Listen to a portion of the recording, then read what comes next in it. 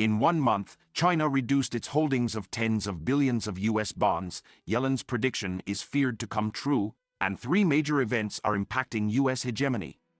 US Treasuries have long been considered a more reliable investment product, capable of providing a substantial rate of return due to their reputation of never defaulting and the guarantee that the US government provides underwriting.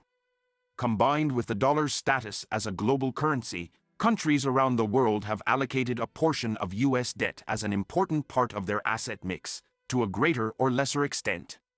It is the buying by countries around the world that ensures the stability of US debt, about 30% of which is held by overseas investors.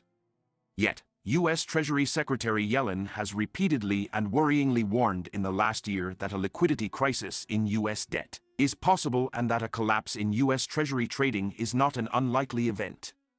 The logic behind Yellen's warning is that the overall supply of US Treasuries is still climbing, but the number of objects willing to take on US Treasuries is not increasing, which could create an oversupply situation and eventually lead to a US debt crisis. Despite Yellen's repeated warnings about this problem last year, her warnings do not seem to have received much attention, and the US government still has not taken any action. In such a situation, the change in the size of the US debt of foreign holders may put the Biden administration under pressure. According to data released by the US Treasury Department last December 15, 2022, the 2 largest overseas holders of US debt, Japan and China, have massively reduced their holdings of US debt, with China's holdings decreasing by $24 billion to $909.6 billion in October, and Japan's holdings also decreasing by $42 billion to $1.078 trillion.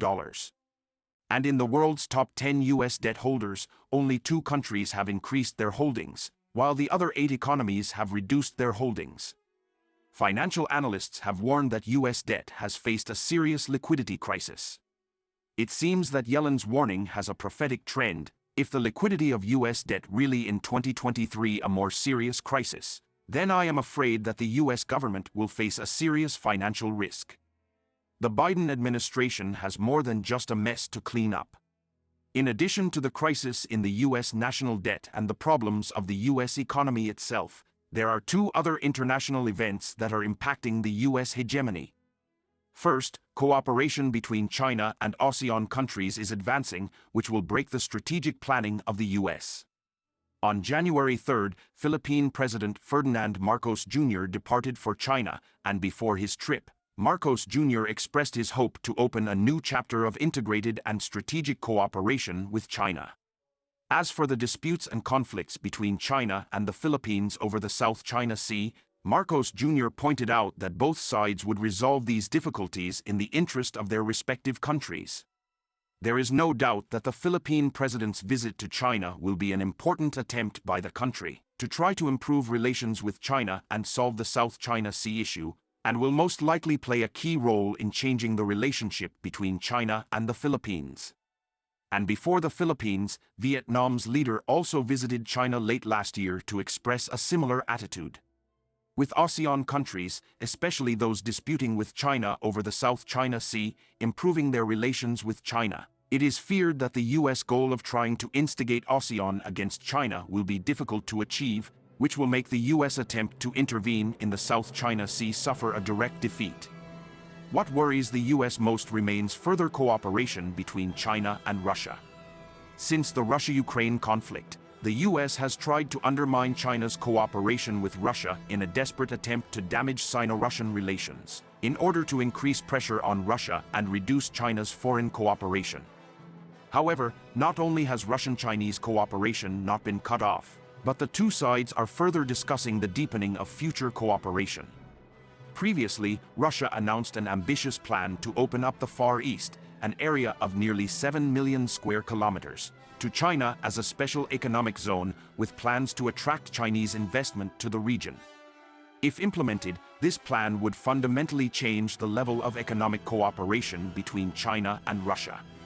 In addition, the Chinese and Russian leaders previously stressed in a telephone communication that China and Russia will further deepen cooperation at the military level and promote military exchanges between the 2 countries.